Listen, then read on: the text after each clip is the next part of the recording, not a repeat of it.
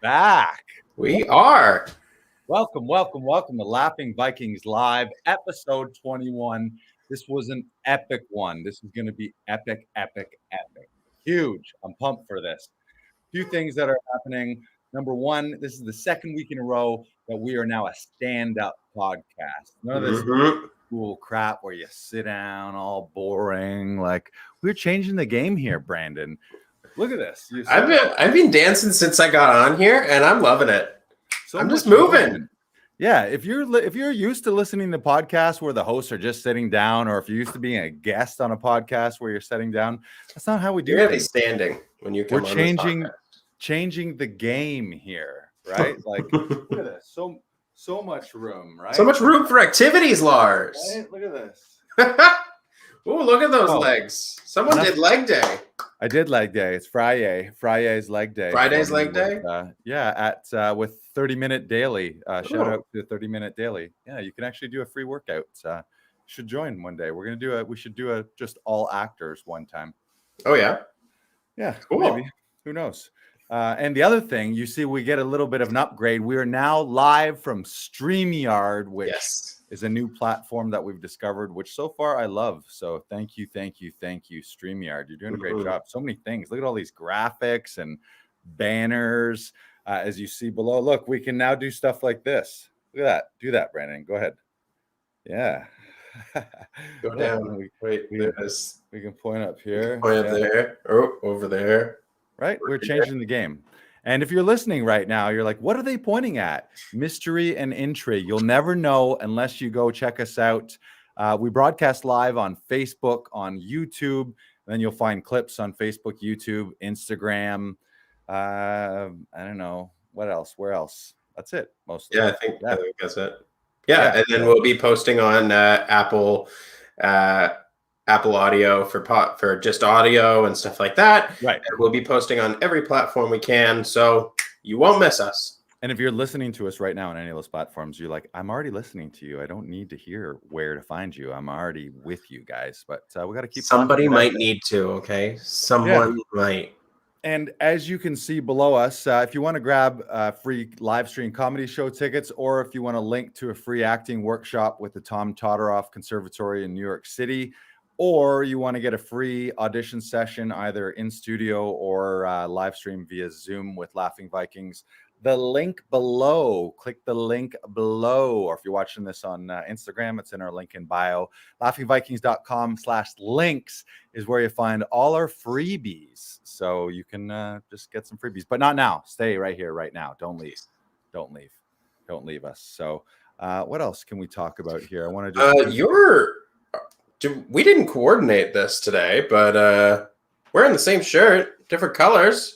Spreading the good vibes, right, Lars? Good vibes. You're absolutely right. He's not lying that we didn't coordinate T-shirts, but I don't know. We're pretty much good vibes all around here. Oh, yeah. So it doesn't surprise me. I feel like fun shirts is becoming more of our thing. It's like, why not wear a fun shirt when you can wear a fun shirt, right? Well, here's the thing. You can. It's like, do you want a boring old podcast where people are sitting down wearing nondescript T-shirts, or do you want some? You want some stand-up, some futuristic, like cutting edge stand-up, walk and talk podcasting with cool T-shirts. Yeah, right? Something to look at. And if you're a sponsor out there, you're like, how do we get my brand, my T-shirt? First of all, you got to be really good vibes. We only work with the people that are good vibes. So, but if you're the right fit, send us a DM at Laughing Vikings, or you can email us lol@laughingvikings.com. And maybe we'll wear your swag. Yeah. For the right price. Or if you're like a cool band or something, if you're a cool indie band, you can just send us some free merch and maybe we'll wear it for you. Just putting it out there. Also, listen and subscribe on those podcast platforms. But if you share this and you want to be the person in your life sharing cool things, especially sharing good vibes. There's a lot of bad vibes. 2020 was a low vibe year. 2021's a bit of a rocky start. So if you're a person out there, if you want to really help your family and friends, you should just be sharing Laughing Vikings Live out. Share it with at least 3 friends and tag us at Laughing Vikings. And you know what you'll get? free prizes. You can win some prizes. We'll send you out prizes. Ooh. Stand-up album, free audition sessions, maybe a month's membership, maybe a wild card prize. Who knows what you'll get? And remember our motto for this year, Lars. More fun in 21. More fun in 21. More fun in 21. There you go. 21. Nice. Woo. Nice. All right, so let's get this baby started. Yep. And today we are going to be starting. Show's always very plug heavy, but we want to make sure if you're new with us that you go to the right places and you connect in the right way. So now that you've done all that, we'll get down to business. Go ahead, Brandon. Okay, and so we are introducing Brandon's Fun Facts. Ooh, Brandon's Fun Facts. Brandon's Fun Facts. We're working on the theme song. Yeah, it's in development. So today, as you can see, it is a Fosse fact. And Lars, I guess we're taking bets on this. Do you think you know this fact, or do you think you don't know this fact? I probably don't, because I don't know much about his life other than who he was. So for those who don't know, Bob Fosse is a famous casting director, often on Broadway. He's the famous director and choreographer. Yes. I'm confusing him with Michael Shirtliff, yeah, who we spend a lot of time with, who was Bob Fosse's casting director. So, but the reason I did pick this today is because in the Michael Shirtliff book Audition, Bob Fosse does do the foreword in that book. So if you haven't read that book, I highly recommend it. It is fantastic. I'm halfway through and I'm absolutely loving it. I think it's an essential read for any actor, either starting out or still very experienced that just needs to restart and rethink things. 100% recommending the Audition, Michael Shirtliff. Do you have it on you? There it is. This is what it looks like right here. Yeah. I would say it's one of the Bibles. Especially if you're at a point in your career where you need to still audition for your roles. If you're not auditioning, then maybe you don't need it as much. But so our hit us with for the it. day. By the way, that forward in the book, it was by Fosse. That's a Fosse forward. And this is a Fosse fun fact. So Bob Fosse is the only person to win an Oscar, an Emmy, and a Tony all in the same year in 1973. And he won the Oscar for Cabaret, he won the Tony for Pippin, and he won the Emmy for a concert live show it was a TV special called Liza with a Z. Wow. Yeah, when I originally was researching, yeah, I know, right?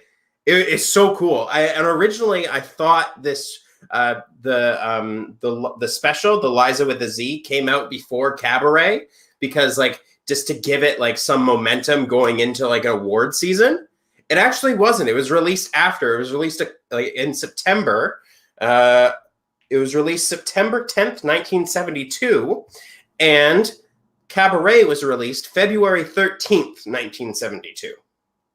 So Cabaret would have been released right in the heart of Oscar season. That's basically when it starts. It usually starts in December through February, and then they get nominated through that kind of thing. 73 was a hell of a year for Fosse, huh? Yeah, it was. Yeah. Nice. And he won for director, I believe all three times, and choreography twice. Right. In that year. So he took home at least 5 awards. You want to know who also has dabbled in a little choreo? Is that you? Ooh, are we going to see some moves? Go for it. Ooh. Nice. Look at that form, everybody. Give it up. Give it up for Lars. Yeah, several years at the National Academy of Dancing and Choreography. It shows how flexible you are. Nice. It's wonderful to watch. Thank you. Yeah.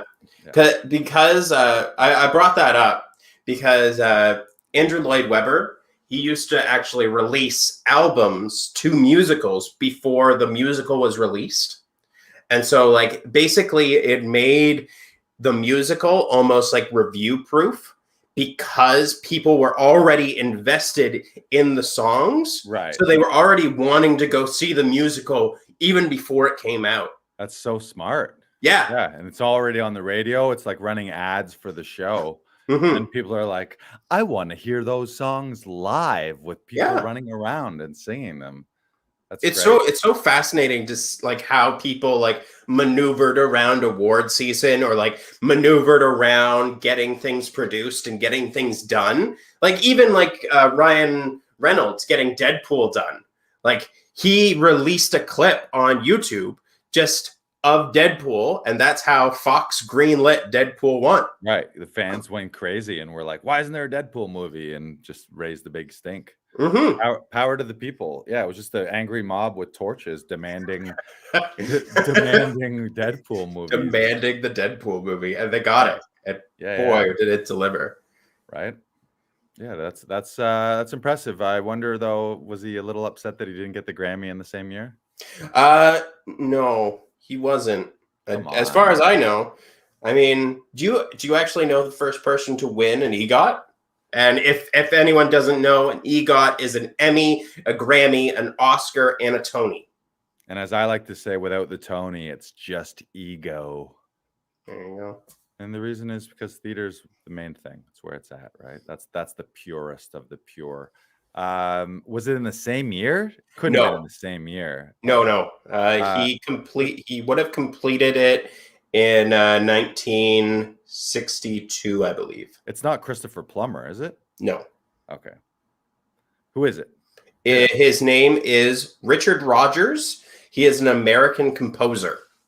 Richie Rogers, good old Dick Rogers. Yeah, good for him. American composer. That makes sense. Probably composers have a pretty solid chance. That might be. I wonder what the easiest way to get an EGOT is. Is that the easiest way?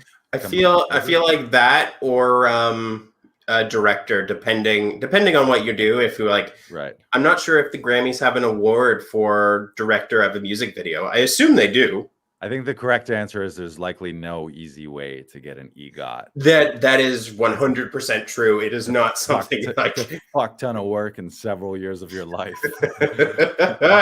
I always remember the season in 30 Rock when Tracy Morgan goes and gets the EGOT for like one film, and I think he gets the Tony for like a live show that goes completely awry kind of thing. Right. Yeah. Right. Awesome season. Love it. All awesome right, show. Fun fact. Thank you. And that was Brandon's fun fact. That was Brandon's fun fact. Fun fact. And don't you always feel like uplifted when you hear a fun fact? I always think it's like one of the happiest moments. I love fun facts way more than sad facts. Fat facts. Sad facts. I don't know if I've ever actually looked up any sad facts, to be honest. Sad facts? Well, why don't we? Do you want me to? That's a Google thing. Yeah, because we're changing the game around here. We go from a sit-down podcast to a stand-up podcast.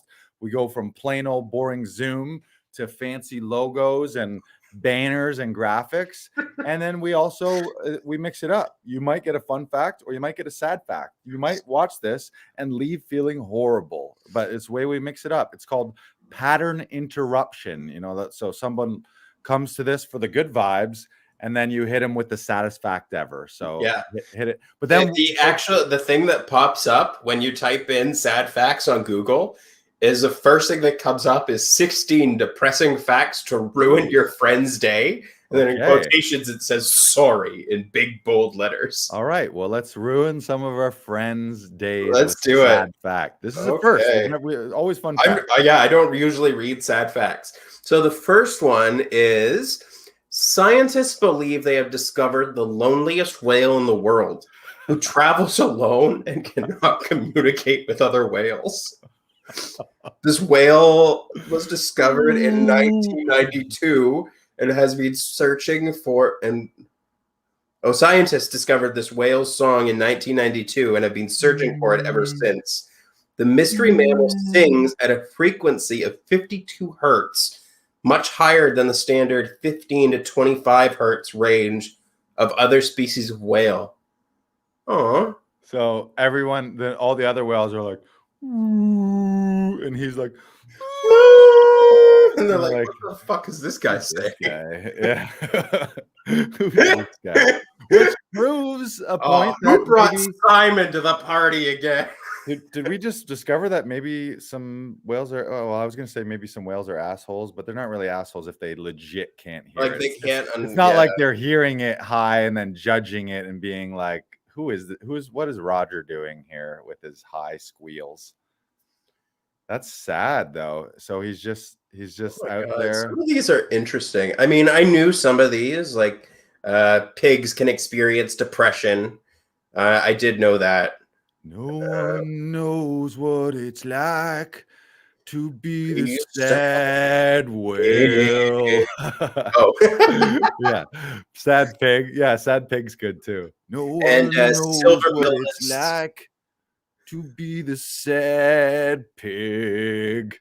I'm just a sad pig. And then Spider Pig comes on, just crawling across the screen as another pig's like super depressed, like. Well, and then actually, Spider Pig's crawling across the. I feel like there's a reason some pigs are depressed, and it's because they realize that they're in the Auschwitz of slaughterhouses, and they've had their children ripped from them, and seen their uncles and cousins and brothers and sisters loaded up in a truck, squealing and screaming, and like I feel like word gets around, like they. I mean, yeah. They say that It's kind of like the movie Chicken Run, where they know that if they don't produce eggs, it's gonna turn out badly for them. Which is why I think we're both working on. We've been eating less meat and moving more plant-based food. I think I eat less meat, especially less pork, because I feel bad. I mean, I grew up as a butcher for several years. I mean, butcher is a strong term for what I am. I'm more of a cutter. So I can't like a butcher could take like a whole like a pig and like carve it up and do all like the pieces with it. I can personally take a piece that's already been like taken out of the pig and like cut that up, kind of thing. And you do all the fine I mean mostly you just like trim the fat and like make it look presentable. Yeah, right. I mean, I wouldn't say I'm super precise, but yeah, I did that for a very long time. I did that from like 16 to 26, 27. You sick fuck. Yeah. Brandon the Butcher. That's what I am.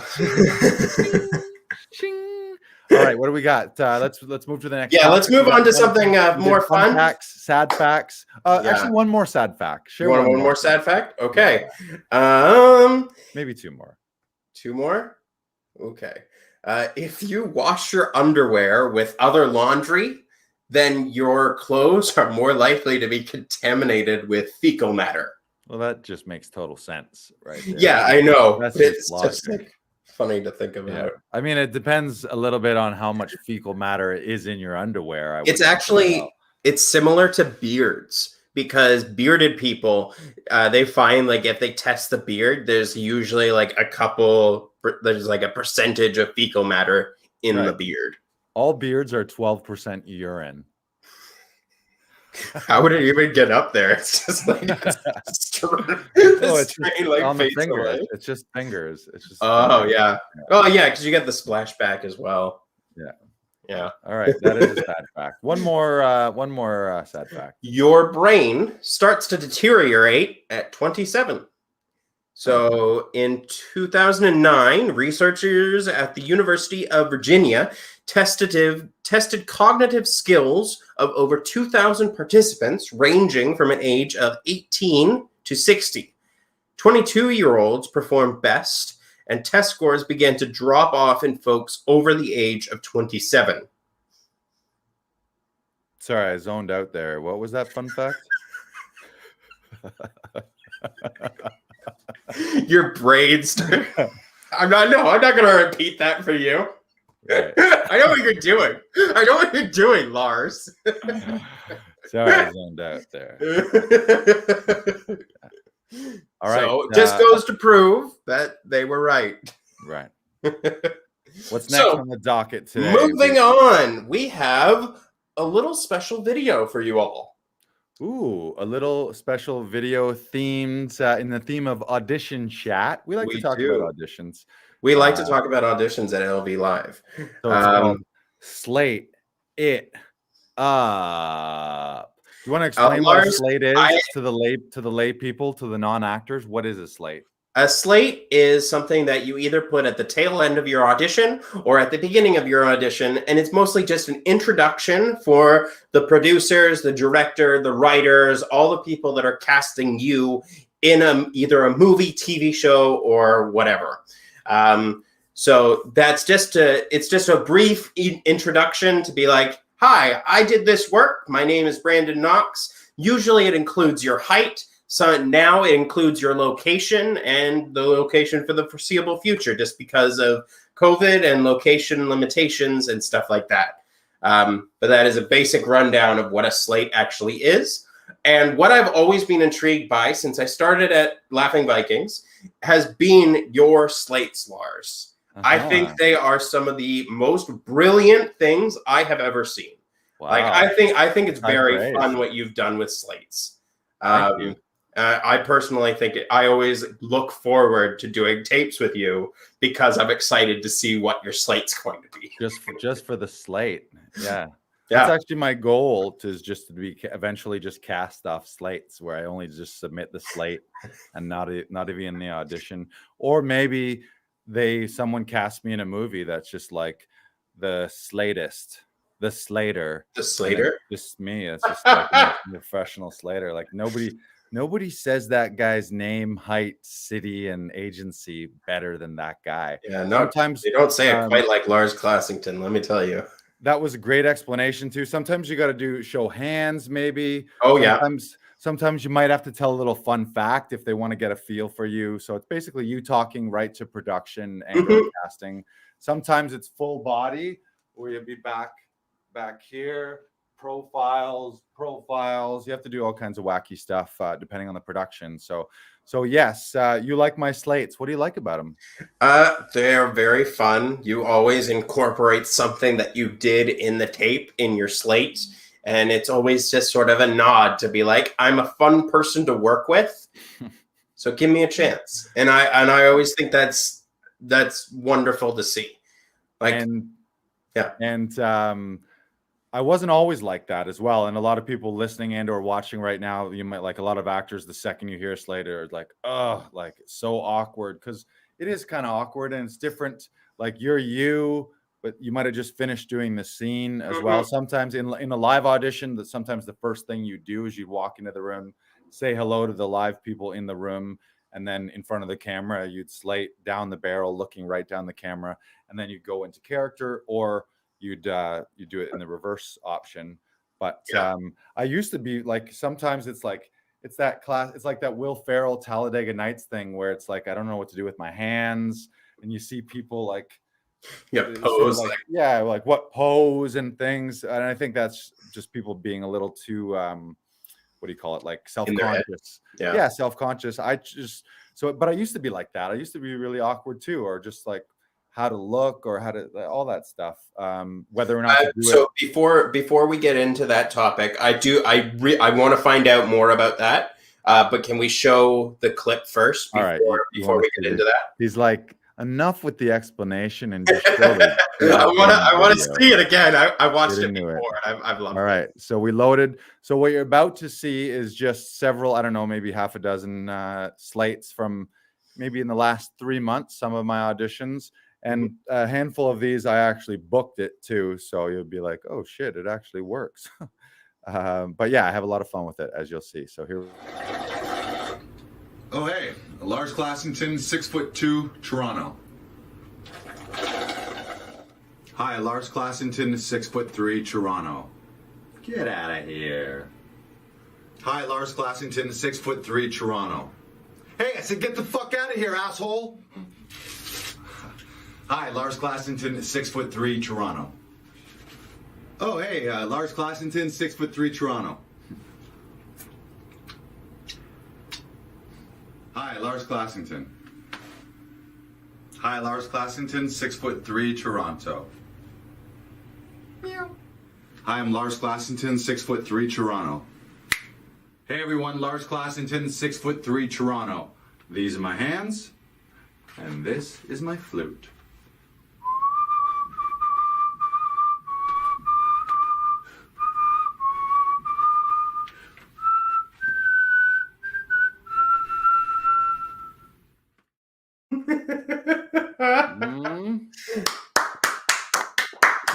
Well done. Well done. Especially that last one. The last one with the flute is just it's priceless for me. Although Yeah. I think my favorite is the Scarface. With the shirt. Yeah, with the bear shirt with Scarface. Yeah. Just like the pose. That's it. Yeah, the pose.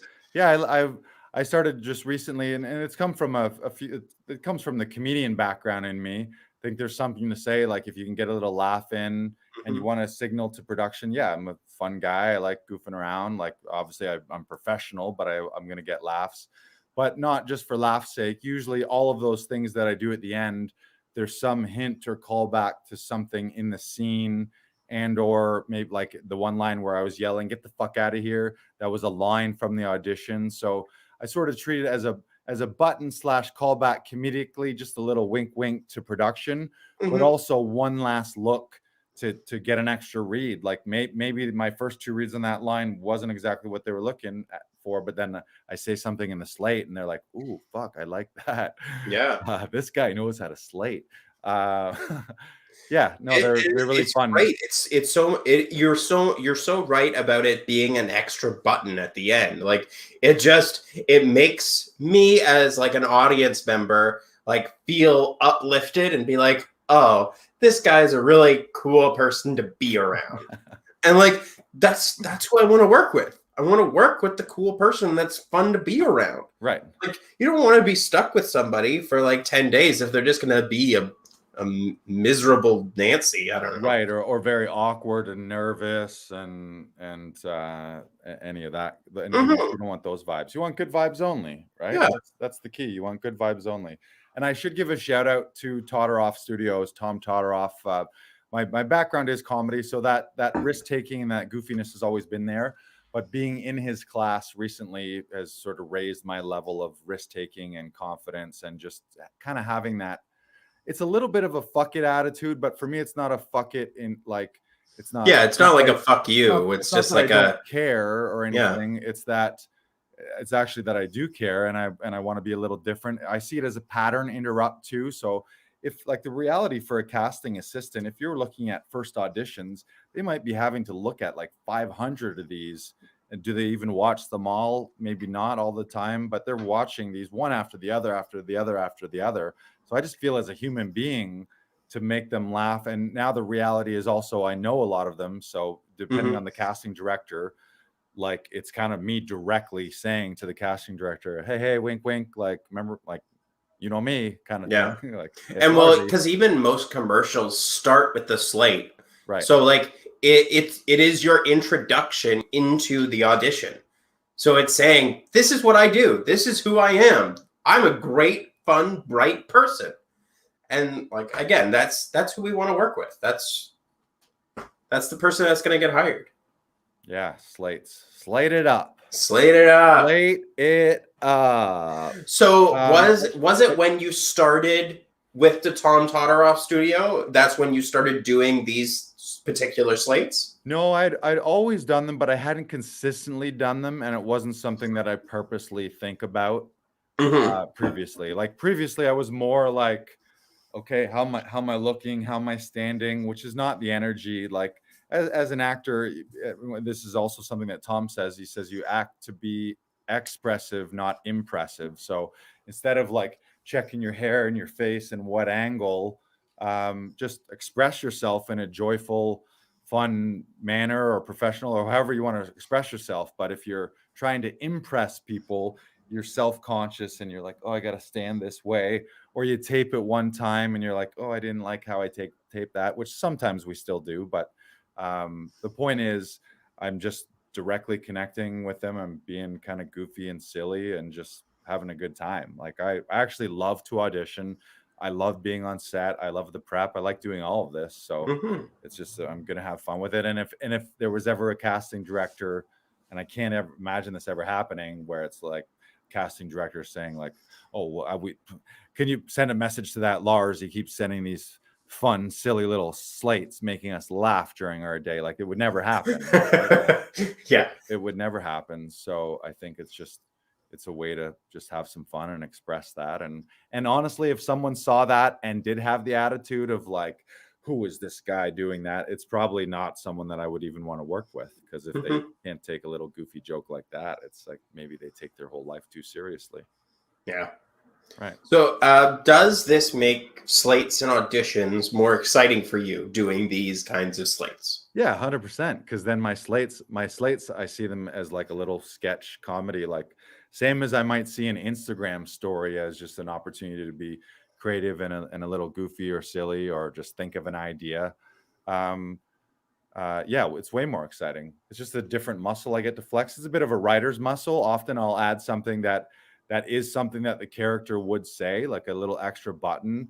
And I Hmm. think as a casting director or as a director or producer, yeah, you can hire actors who are great at executing what's on paper, but if you get that plus an actor who can then write in character, in the voice of the character, aka improvise, then you have just more of an asset right there. So and it's what I want to do as well. It's when I'm on set, uh, full respect to the writers and directors and everything, but I feel that one of my skills and one of my tools in my tool belt is coming up with little lines, adding little things, having little creative moments, doing extra physical things, having fun with a prop. All of that are it's part of who I am as a performer. So for me to not exhibit that, also little musical things like whether it was whistling or singing a little line, it's all things that are part of me as a performer. So if an audition is half, hey, check me out, this is who I am and this is what you're getting, like hire me and this is the package. It's Hmm. part of who I am, part of my package when I'm offering it to casting. Yeah, and Yeah. it's great. I again, I always look forward to seeing what you're going to do with a slate every time we're in a session together. It's certainly more fun than being awkward. That's for Yeah. sure. Like than being like self-conscious, and that's because I've done that as well, and that just feels gross. And it like you see it too. Hmm. You see it if casting or people like if you're like a little twitchy and kind of weird, where you're just not comfortable in your own skin. Yeah, and that comes across. The camera sees everything. Sees like little moves, like You hear that? even when Especially we on were set. doing an audition for me yesterday, and you saying you shake your head a lot, like that wasn't something I was aware of, but like now I'm conscious of it, and now I can focus on that. And like again, the camera picks up everything, and like so those little things that you don't even notice that you're doing in everyday life, they come across. And so it's good to like practice in front of a camera and good to like really work at these different things and really finding what you may do that you may need to change just to be a little bit more accessible kind of thing. 100%. And that's why I really love these Zoom, like 2020 and COVID has spawned a ton more Zoom classes or live stream acting classes, which at first a lot of people resisted because you're like, well, no, I need to be in person with people. I need to be in a theater or on Hmm. stage or at a studio. And then everyone just flipped to having a home studio. But since I've started taking them, like my awareness of lens and frame Yeah. and camera dynamics and viewpoints and everything has been through the roof, and I feel way more comfortable now that callbacks are often Zoom callbacks and live callbacks, just literally like this, like you're the director and I'm the actor auditioning. If you haven't figured out the tech of this and you're scared of Zooms, then it's hard to be an actor right now. On top of all the regular reasons, it's hard to be an actor. Yeah. Yeah, And like now it's just another added layer on top of that. right. And as a side note, check out if you go to laughingvikings.com, you'll get there's a link there for a free workshop with Todorow's Conservatory, who you're a member of as well. Hmm. They do a free audit. So if you want to check that out, you can go join us every Saturday. I've been there every Saturday since late August for for a 5-hour workshop that includes voice and speech, then text analysis, and then scene monologue study, scene study, cold reads, auditions. And like we said, I think we said this last week, 2020 was less time on stage and less time on set, but I feel sharper and more equipped. Yeah, I feel a lot more comfortable on a screen now. Yeah. Like before, like I think before 2020, like I don't know if I had really focused on working on screen. It was just sort of, well, I act, so I can act on screen as well. Now it's like figuring out those little nuances and like those things that'll enhance the performance and like what makes things more dynamic, what make like moving forward and back, like close-ups make careers, right? Close-ups make careers. Maybe we should be close-up all the time. Should we just be like this? I have to go down or lift up my computer. You said the camera sees everything. I see you. Again, if you're just listening to this, you are missing a lot. Hop on Facebook, YouTube, Instagram. But we understand. Podcast great because maybe you're driving right now, or you're washing the dishes, or you're on a run and you need to watch where you're running so you don't run into traffic. So wherever you are, we thank you. This is a perfect segue, because we talked about Tom Todorov, into what's going on at Laughing Vikings, Lars? What's new at LVHQ? What's new at LVHQ? I said, what's new at LVHQ? What is new at LVHQ? LVHQ. What's new? Yeah, that was pretty good. That was good. We gotta keep that. By the way, this is all live. It's not like we spent a lot of time. We did not get Andrew Lloyd Webber or Bob Fosse to work on the choreography and the music on that one. We couldn't afford them anyway. This is actually huge. The biggest news: we are now expanding again. 2020 was actually, oddly enough, a year of expansion for Laughing Vikings. 2021 is even going to be even bigger, more fun in 21. But I'm proud to say, as of, I think yesterday, it was either yesterday or the day before, we now have our first studio on Mars. We have Laughing Vikings Mars. So, wow. Yeah, we are intergalactic planetary now. Damn. Yeah. That is impressive. How did you do that? So I have my brother to thank for this. And interestingly enough, when he first told us about this back in July, I thought it was just kind of like, I thought it was just a joke and a gag. My brother also one time for my birthday sent me prop $100 bills. And I got faked out thinking they were real $100 bills until I went to deposit them at the bank and realized it was like, in gourd we trust, or in dog we trust. And it actually did, in his defense, right on it said prop money, and it was all really, but it looks exactly the same. So sometimes he'll send me a message or tell me something deadpan as a fact, and in the back of my head I'm like, oh yeah, sure, like, oh, that's fun, like I'll giggle at it and like it on Instagram, and then I'll move along. But so in July he messaged my dad and I with tickets. It was a boarding pass to Mars on the Mars rover Perseverance. And I think yesterday it just landed.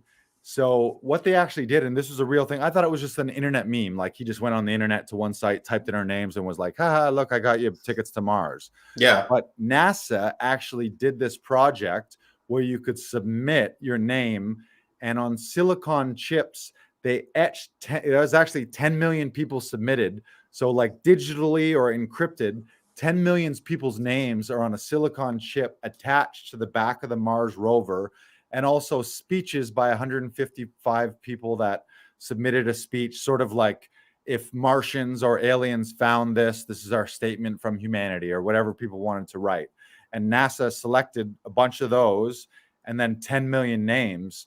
So our names are literally on the Mars rover, which landed in the, I believe it's the Jezera Canyon or something like that, on Mars. So that the rover Perseverance has a mission it's basically looking for life. It landed in a crater that used to be a lake. So its mission is to sort of go out in concentric circles and look for signs of life in the sediment and in the rocks and all that. And Lars Classington's name is attached. So it's actually possible, I think, once they start naming streets on Mars, the people's names, we might be the first people. So there might be like Classington Way on Mars, or Classington Ooh. Boulevard. Or I don't know, maybe they'll just they name boulders first, or craters, like Classington Crater. Oh, look over there at Laughing Vikings Boulder, right? Hey, who Yeah, doesn't want a boulder on Mars named after them? it was super cool. It actually blew my mind. And you could watch some of the footage. And speaking of this, now that we have a foothold on Mars, Uh-oh. my brother, who is he's a Lars? astrophysics, astronomy loving guy. Oh, did I freeze to you? I think you froze this time. Are you frozen? Brandon froze, everyone. I'm just going to keep plowing through till he gets back on. So my brother, he is going to be broadcasting. We'll do once a week from Laughing Vikings Mars. And you can get an update as to what the Mars rover is doing. There he is. Brandon, there we you back? go. Oh, okay. He's back. Yay. All right. Down. That was good. So you just froze. And then I heard the last thing I heard you say was like, you were like, uh-oh, Lars. But I could tell that I wasn't freezing. So I was like, oh, Brandon froze for once. Finally. I was scared that you had got away. And so I was like, yeah, we're still talking about Mars going on and what's happening there. No, I held it down. No idea what happened. But yeah. Yeah. So I was just explaining that a regular segment we're going to start doing is Laughing Vikings live from Mars with my brother Bumpus Ballfields. Fun fact, his studio is actually right at Madison Square Gardens in New York, but we're going to call him on Mars. It's super cool. It's insane when you think about it. Mm-hmm. Mars is 427 million miles away from us. It took the rocket 6 months to get there. Yeah. And it's like 10 feet by 9 feet by 7 feet tall. It has all these international instruments, like something is measuring soil, something's measuring atmosphere, something's doing seismic stuff. It's picking up rocks and putting them in hermetically sealed jars that the next mission is going to come and collect it and take it home. Mm-hmm. It's insane. And we figure that out.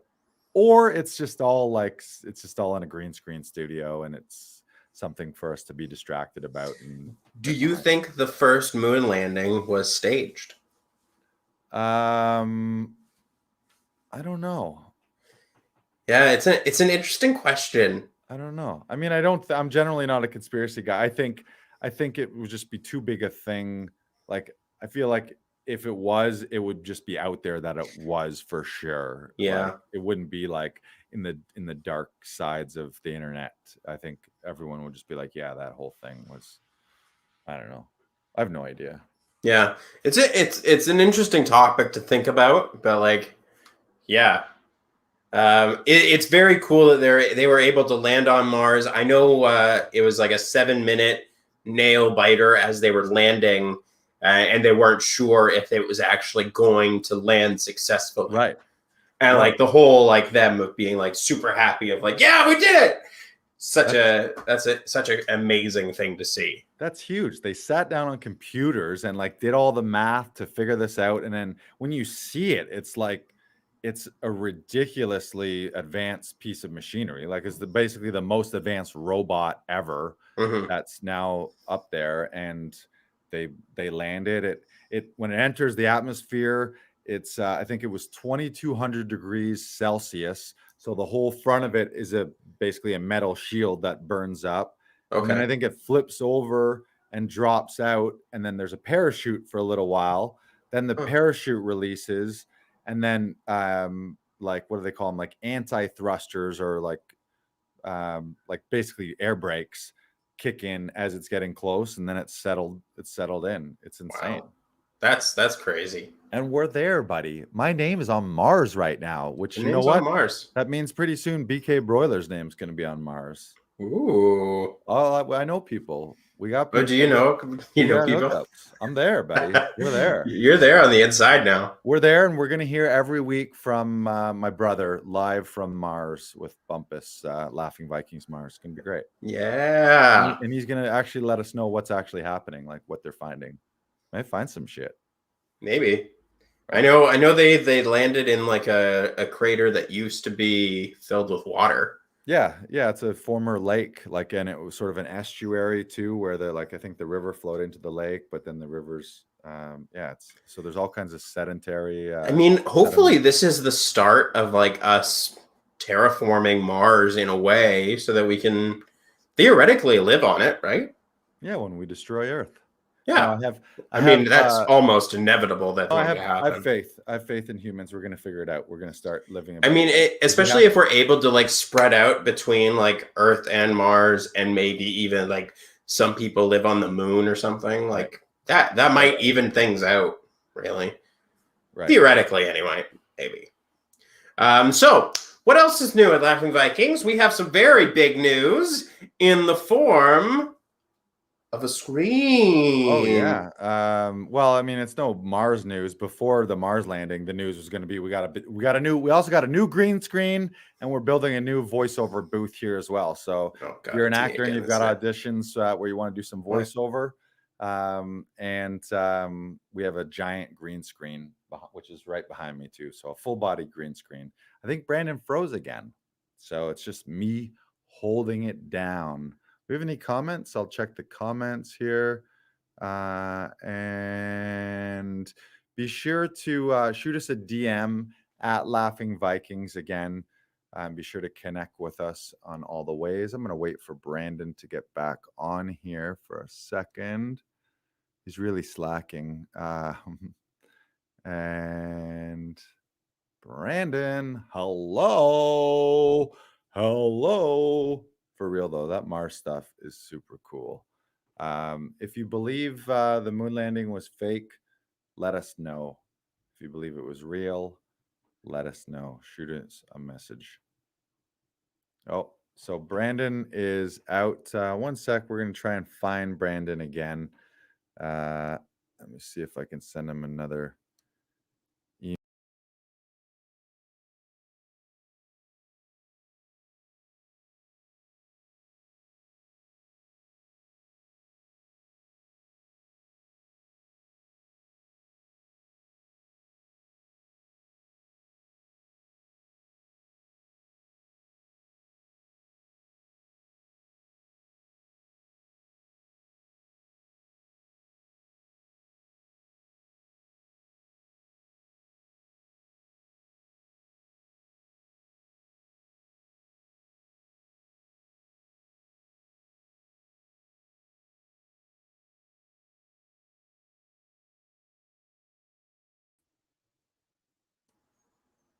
Hey, sorry about that. Hey, we're back. No worries. I actually accidentally, in trying to do something to send you a message, I think I closed the broadcast completely. So at some point, Oh, it might just go dark. I don't know.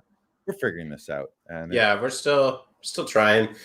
But so we do have a green screen that's coming up, and we're going to be using that for hopefully more auditions. well, you see it right here. Yeah. We've been using, in addition to our Slate Fun, we've been doing a lot of fun stuff with green screens. Like I dropped, like what have we done? I had a scene We had where it a was comic book store. Yeah, it was a comic book owner. So we put like the backdrop of a comic book behind me, like the front counter. I've done a couple in an alley, swanky kitchens, all kinds of stuff. We did an old timey one the other day that was 1903. So that was so much fun. We put us in a little old timey place. So yeah, it's fun stuff.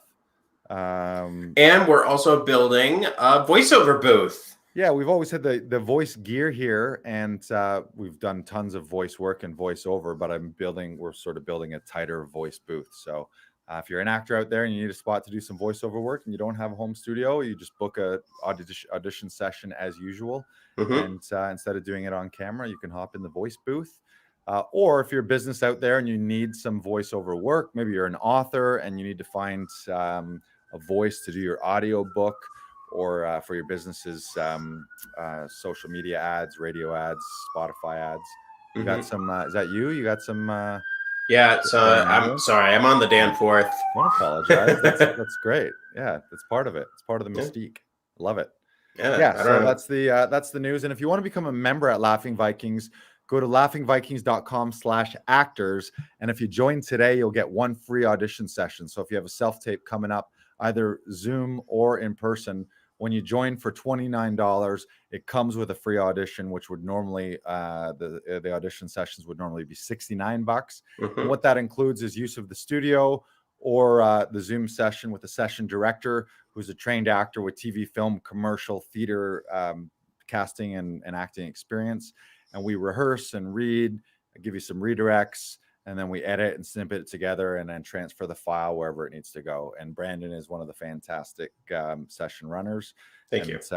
Myself. So are you. I mean, I love working with you in studio as well. Like, you're so great at coming up with ideas. You're so good at like bouncing things off of each other. And like, it's so much fun to work with you as well. Like, so you can book sessions with me. You can book sessions with Lars. You can book sessions with a bunch of other people that we have on the roster. Yeah, Lucy, Katarina, Mm-hmm. Amy Emanuel is great. Rachel Witzman, Nick Ferwerda, Lori Empiana does some via Zoom as well too. Mm-hmm. And we've actually, this is a good time to say, if you're a working actor out there and you're looking for a little bit of a side hustle, and you're probably already doing Zoom auditions and studio self tapes. I think most of us have had to hop on that trolley recently. And if you are, and you want to hop on board and get a little side hustle money, send us a DM, and maybe we can hook you up with a position here at Laughing Vikings, and you can be running sessions and sort of creating your own side hustle business there. So yeah, Mm-hmm. we'd be happy to be growing. But regardless, it's good vibes only. So remember that. If you got bad vibes, do not apply. Bad vibes do not apply. More fun in 21. We got so many catchphrases. Yeah, we're building our repertoire here, Lars. Yeah. All right, what's next? We're gonna move along to press. Yes, we are gonna move along to press. Laughing Vikings press. Laughing Vikings press. Laughing Vikings press. So you recently did an article or an interview with a person named Morgan Sharp, and that article is called "Independent Theater: Actors Look Through COVID-19's Window of Opportunity." It's actually a two-part article, fantastic read. Also talks to Louis Fernandez and Cass Van Wyck, who run the Assembly Theater. And they are currently doing the Window of Opportunity Festival, which is going on right now, and you can tune into that on YouTube. I will put a description below. You can link it up in the comments there. Now that we got comments, we're linking it up in the comments. By the way, I love Louis and Cass, and fantastic people, and the theater company that they run, the Assembly Theater. Yeah, the Assembly Theater. You worked with Louis before. He's great. They're both. Yeah, I actually did a show just before lockdown with them called Shakespeare, and it was a part improv show, part scripted show, and like we had to adapt from the script and do like little improv bits throughout, and like it's about basically a troupe of actors that are going to be doing a cross between Moliere and Shakespeare, and it's supposed to be like compiled like that, basically like a mixtape.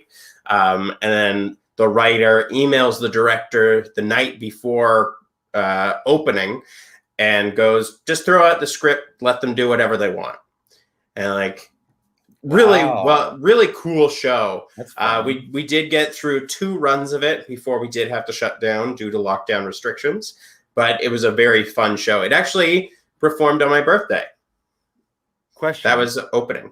The part that is after the director says, let them do what they want. Do you guys actually improv that part, or is it scripted to be improv? Like, do you know what I mean? It's scripted how we react to that news. But like what we do with the performance aspect, or like the rehearsal that we end up having because the script is thrown out, is improvised. So it would be different every night if I saw every night in the run. Slightly different every time. Like we had like a format and like a structure to what we were doing, but like it was slightly different each night, and we were trying to like do different things with it. I love that. Yeah, I like when sort of mediums and new concept shows kind of cross. Anything that's a little different. It was a very, very cool show to work on. And like, because we didn't even start until like mid-February. So we only had like 3 weeks to put up, 3 or 4 weeks to put up the show. And like that, it was a lot of fun. It was very like, it's some of the best things that happened just because of like, it was so quick. It was so like, we all had to come together. We all had to like, just be like, okay, we're doing this. It's happening really fast. We don't have much time, but let's go. Right. And like, this is a total shit show, but it's going to be one hell of a ride. Exactly. And like, that's the best part of theater, is enjoying the ride of it. Yeah. 100%. Yeah. 100%. Yeah. And I should shout out Jennifer from the Riverside BIA, our business association here, has been amazing all through 2020. She's been like the most amazing lifeline of COVID resources and grant opportunities and press opportunities. And she actually, when I don't know how she actually came in contact with Morgan, who was the reporter from the National Observer, but she sort of turned him to Laughing Vikings and to me. So the article wouldn't have even happened, or I mean, it would happen, but it might not have involved Laughing Vikings without her help. So shout out to her, and shout out to the Nat Ob. So do you want to, there was a couple things about the article you wanted to delve into? Well, I did want to talk about like adopting and adapting new skills, because you started working on website design. So I wanted to know like why that was the thing you decided to go down. And like, do you think it's important for actors to start developing different skills so that they learn many different aspects of the business rather than just focusing on acting? Interesting. That's a good question. Well, for me to break it down, what happened is I realized early COVID, the sobering reality was no live shows, no stand-up, no theater, no auditions, no stuff at the studio, and like everything, no TV film, everything ceased to exist. So I was faced with the fact, like, and we were on sort of stay-at-home emergency orders to generally like not be going anywhere. So it was sort of the realization of, okay, if you are on lockdown and you can't do all those things, what do you do? And for me, the obvious thing was, well, I can use this time to learn and create and grow all here, obviously not on stage, not on other sets. So 2020 was, for me, I don't think I've ever invested more in my own personal growth and self-development and education. Like, it was sort of, and it still is, 2021, just a year of like massive growth and learning. So I leaned at one of the first things I did right away is I enrolled in Brendan Burchard's program, Influencer Business Program, which is business and marketing and essentially how to run a digital business online and all the content strategy and all the platforms and all that sort of stuff. Whether you're like, he works in the space of personal growth and kind of motivating and a motivator, but people who have any kind of courses or teachers or even musicians and artists flipping to doing digital shows. So it was just obvious to me that the future is digital. So that was the first thing I invested in. I hopped on board a bunch of voice classes. I got in with Todoroff's studio as well. So it was just all of my thinking was learn, grow, and mostly digital. So I did that class. I basically bought a new platform. It was a couple $100 a month, but a platform to run the entire digital business. Kajabi, which I think there's a free trial somewhere on our website. If you go to laughingvikings.com, we hook you up with a free trial there as well. So if you're any kind of teacher, coach, maybe you teach acting lessons, maybe you teach singing lessons, maybe you're a dancer, any of those type people, it's an amazing platform to start your business. And it sort of handles all the e-commerce and the payment processing and customer management and video hosting and all that kind of stuff. It's been great. But yeah, I just went hard into that and realized like I got to invest and grow, or you just fade away and die in the business world. I also wanted to talk about just COVID times in general. Do you believe that it's important to start developing habits, either like developing habits for you to keep motivated or habits to keep you like just trying to get like different things going? I know for me, when I wake up in the morning, I'm now making my bed every single day. Yeah, that's huge. Because I did some research and I found out like that's why they have people in the army make their bed every single day perfectly, so that it's their first thing that they do, and like it's an accomplishment. It's the first, like after you wake up, first thing you do, make your bed, you won. You did something. Right. And so like I've started adopting that as a new habit. I'm also trying to read in the morning before I finish making my coffee, and like trying to do more work again, especially in the morning, so that I have like afternoons free to like sit on the couch and watch anime for hours on end. But like, do you think that's important? Oh yeah, 1,000%. And I think everyone was faced with that, with working from home or layoffs or pauses. So many people throughout COVID ended up with a blank slate of a schedule. So then you have to figure out, okay, what is important to me? If my work or somewhere or school for students isn't telling me what to do at every hour of the day, what do you actually do? And for me, it was learning and growth. I invested heavily, more than I ever have, in fitness and health. Like I used to always be really stingy with gym membership. I would always try and find the cheapest gym membership. And then I sort of like you, I read it or I saw something somewhere, and it was sort of the idea is when you invest money, when you take some of your own money and invest in something, part of what you do when you invest in it is then you invest more of yourself in it because you get paid more. So it's not really about the money. It's about the more money you put into something, often the more perceived value it has. So you just put more into it. So I'm like, why am I only trying to spend $20 a month on fitness and health? Like, shouldn't my investment in remaining alive for as long as possible be my number one investment? Like you'd think. But I often didn't think that way. So trying to get better habits, and everyone, like you said, every top performer, it doesn't matter who it is, they all almost like, I'd say 99% of them will point to a morning routine that includes maybe something spiritual, some meditation, some gratitude, some affirmations, usually something physical to get the body moving, some flow, some yoga, a run, a walk, a smoothie, some good food off the bat, some planning, looking at your to-do list, some reading.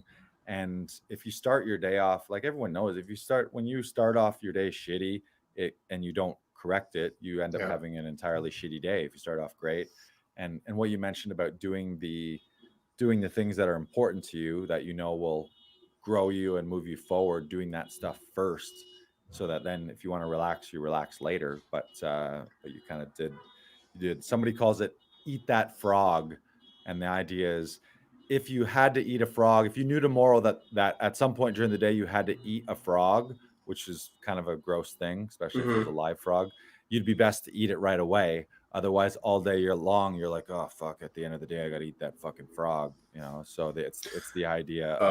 So it's like the build up is worse than like actually just ripping off the Band-Aid kind of thing. Do the big thing that you had to do. Keep the main things the main thing. It's like you hear it put different ways, but yeah, the idea is just get shit done early so that you can. You're right. You're right there. Is that somebody breaking? I like how this alarm keeps like stopping and then going again, and now it's going again. I don't know what's happening. Yell at him. Hey, I'm trying to podcast. Hey, what are you doing over there? Hey, what are you doing? For God's sakes. We're going live. They're not listening to me, Lars. What is this? Yeah. So COVID for me has been huge like that. I actually feel, as tough as it was, and my heart goes out to people who are worst case scenario COVID people who have either lost family members or had the worst health ordeal, or people who have lost jobs. Like, you think about this, for every person out there who's saying that COVID's no big deal, or it's a hoax, or it's a pandemic, or whatever, there's also people who have family members dead, they lost their job, they lost their house, their kids are at home because they can't be at school, and their life's all fucked up right now. So I unfortunately haven't been one of those people, but a lot of it was I intentionally realized, okay, if this is going to be a hard year, you can rise to the occasion. And I kind of made a decision, and most of this was from Brendan Burchard. I've always surrounded myself with coaches, and the podcasts I listen to are more coaching oriented and personal growth oriented, and it's like the test of character and the test of you as a human is not when things are perfect and everything's going well. It's when things are hard and uncertain and difficult, or just everything that's been going on this year. That's when you have a choice to rise to the occasion. It's like, are you going to be set back a year from now, 2 years from now? Are you going to be a person who's just like, well, I couldn't do anything, and I just sat around, and physically I got worse, financially I got worse, I didn't work, I lost my job, and I just waited around, I couldn't go anywhere? Or you do all the things that you can do and kind of take control. And he always suggests you try and be a role model. So who do you want to be a role model to your family and friends? Do you want to be the guy that's like the rah leading the charge? Like, do you want to be the general on the front lines, or do you want to be the soldier that's curled up in the fetal position back in the tent because he's afraid that we're all going to get slaughtered? We may all get slaughtered, but at least you're be at the front of the slaughter. Right? Yeah. So on that note, we're going to segue into our final segment of the day. And this is Quote of the Week, or Inspirational Quote of the Week. Quote of the week, quote of the week, quote of the week, week. It's a quote of the week. It's a quote of the week. Quote of the week. Nailed it, right? Nice. Yeah, I'm enjoying just dancing to these. You got one first? So I'm going to do something different. I actually have a little quote book from one of my favorite authors, and I'm going to pop it open and just hit a random one, but you go first. Okay. So my quote of the week is, "It's only legendary till someone proves it real." It's actually part of a song by one of my favorite animes and manga series called One Piece. It is the longest running anime series and manga series in history. It just had its 20-year anniversary. So the quote is, "It's only legendary till someone proves it real." I love the imagery that comes across with this, because like the show is all about finding a treasure that no one knows. And like, what is that treasure? They all assume it's gold, but like we don't actually know. And like, so whatever the treasure is to you, yes, it may feel unachievable right now, but once you prove it real, then you're the person that proved it real. You're the person that stood on top of the mountain. And like, it sort of goes into another quote I really like called "The bottom of one mountain."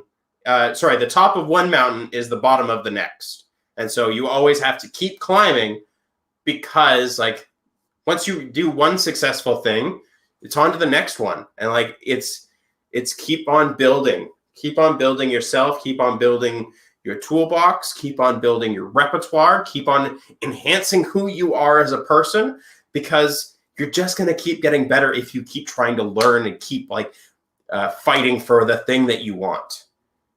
Love it. And if you don't, you're just going to get shittier and shittier, because you're either getting better or you're getting worse. There's no. Or like you're staying still, and then everyone else is passing you by. Right. Yeah, and that was a big, like, again, early on in COVID, some of the people I was listening to, one of the things they said, in every period of retraction or recession or depression or economic downturn, if you can figure out a way to be the people expanding and growing while everyone's retracting, then you end up leaps and bounds. And if you actually look economically, anyone's personal fortunes or businesses, I mean, there's examples where maybe it's extreme right now. The poor are getting poorer, and the super wealthy are getting even wealthier. But there's strategy to that, and that's if you can be growing and expanding, because everyone's running away. It's almost like everyone's running out of the building. And if you can have the courage to run in, all of a sudden you got yourself your own like free building. And maybe it's on fire, but if you can put some of those fires out, then you got a half burned free building for yourself. Yeah. Right. So it's funny you mentioned treasure there. You were talking about treasure. So the book that I've had, and I think I've had this since I've had it since university. It's called The Treasury of Quotes by Jim Rohn, who is one of America's foremost business philosophers. He's famously one of Tony Robbins' early mentors. Like when Tony Robbins was 19 years old, Jim's like audio CDs or tapes or whatever were the things that he discovered. Cool. There are a total of 26, 28 pages. I would like you to tell me what number between 1 and 28 you would like to, actually, let me make sure it starts on page 1. Between 3 and 28, pick a number. 17. 17. We will flip to page 17. And then there are 4 quotes on here. Would you like to hear number 1, 2, 3, or 4? 2, please. Wow. So the page that we landed on, they're sort of subtitled in different sections. The page that we landed on, I don't know if you can see that. American government politics. Government and politics. And you said number 2? Yeah. All right. I don't know how inspiring this will be. This might just be scary because this was also written. He wrote this. I want to say he wrote this in the 80s. This was published in 2002. Okay. But the original publishing was 1993. So this is 30 years ago. Certainly pre-Trump. Debate refines a good idea. That's why we have 2 major parties in Congress. Somebody says, I have a great idea for the country. We say, wonderful, put it on the table. Let's debate. And we start to debate by questioning the guy who has this great idea. After the 3rd question, he says, I withdraw my great idea. I forgot about those 3 questions. Interesting. Yeah. So, I mean, that's kind of not where America is right there. Maybe America needs to get back to debate. I mean, I feel like what we need to start doing, especially in debate formats, is listen to the argument rather than be like, no, I don't agree with what you're saying. You should listen to what is being said. Maybe you don't agree with it, but maybe you can come around to either the idea or try and bring your own idea and make something new. Make a discussion of the thing that you're talking about rather than just be like, oh, you want that? Right. I don't want that. I don't care. Right. And now the challenge is it's hard to have any kind of debate when both sides are seeing completely different sets of facts too, where it's like, well, we have alternate facts or everything you're saying is a hoax. So that's a challenge. So what can you do in that case? If someone's saying, well, if you're exhibit A and you're like, well, no, all of that's bullshit. This is the truth. That's the challenge in a lot of parts of the world right now. But maybe you can still have a conversation and start to learn about why does this person feel that way? Why are they thinking that way? What has led them to go down that path that they believe all of these things, even if to you it's nonsensical and or completely non-factual. There's another trying to see things from a different angle as well. Right. The last one here is tyranny knows no restraint of appetite. Yeah, that's a pretty good one. Yeah, you've never had there's no tyrant that's been like, yeah, I think I've had enough. That's Napoleon wanted more, Alexander the Great wanted more, Genghis Khan wanted more, everyone's more.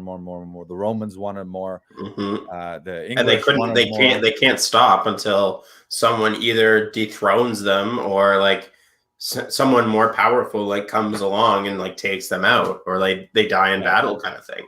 Give me one more page. I don't want to end on American politics. We've had okay. Let's go to 23. Page 23. 23. Okay. Influence association. There are 4 quotes. Do you want 1, 2, 3, or 4? 4.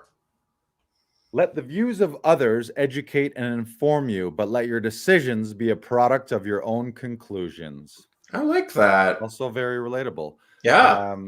Yeah, and I think that relates to the acting business. In a lot of actors have there's always challenges with belief and imposter syndrome and self-esteem. Like, am I going to make it? Am I good enough? Da da da da da. Mm-hmm. Sometimes you get a bad review, or you hear something from a casting director, or could be even from a Or coach, even a coach, or a peer, and all of a sudden you take that one sentence as like that's this almighty know-it-all comment, but really the only one who gets to decide how your life plays out is you, unless you're in some scenario where you're like in prison or something like that, or you're being what do you call it, like someone is what's the word, you're being oppressed, like Oh, you're okay. being oppressed. Well, yeah, I mean, hopefully you'll be able to get yourself out of that oppression. right. But yeah, it is a very good quote of like fighting to get out of the box, and like your own uniqueness makes you special. Or that's how I felt about that quote. Like Right. your uniqueness is what defines who you are. And again, there's, like we talked about this last week, there's no one like you. There is no one like you out there, because you are unique. Right. So take the bullshit from other people with a grain of salt too.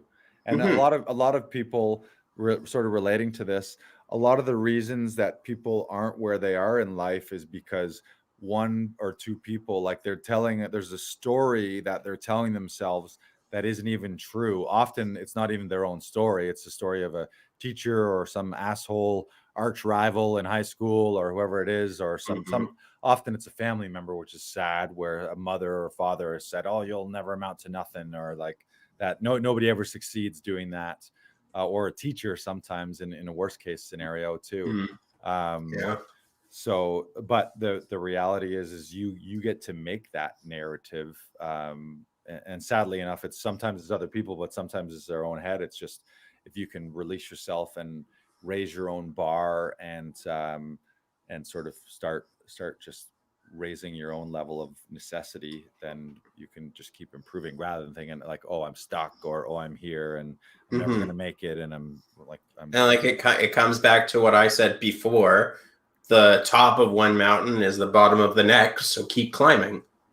Keep climbing. That's a good spot to end. So wherever Yeah. you are, whatever mountain you are, keep putting one foot in front of the other. Keep climbing. Try to drink some water and stretch while you're doing it as well.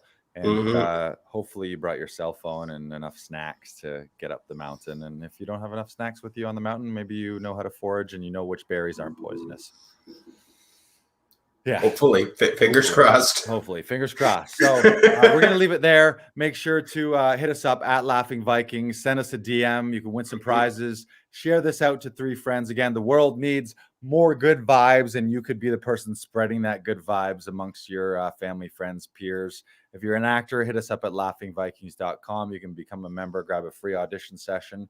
And if you want to grab my album, Silly Goose, that's also available for free download at laughingvikings.com as well. Any final words? Or we got if anyone wants to send me a fun fact and they feel like it should be on our podcast, please send that to me. You can DM me at my link down below. There it is. Right. Nope. Okay. You keep checking it away.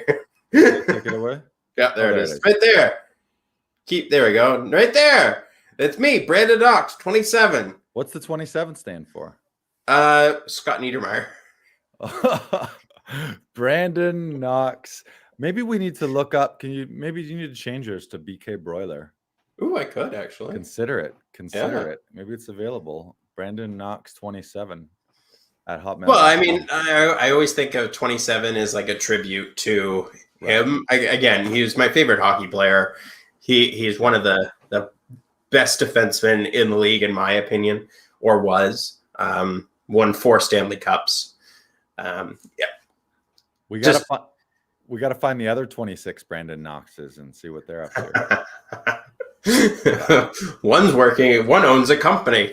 I get calls about him almost every week. Nice. You hear that, Brandon Knox? If you're one of the other Brandon Knox and you're listening to this, or if you know anyone else named Brandon Knox, have them contact the real Brandon Knox with a fun fact. Yeah, please. It'd be great. All right. Goodbye, everyone. We'll see you next time. And remember, we are now Laughing Vikings live from Mars. Tune in for our Mars reports. Goodbye, goodbye, goodbye, goodbye, goodbye, goodbye, goodbye. Bye. Goodbye. Oh, you hang up. You hang up.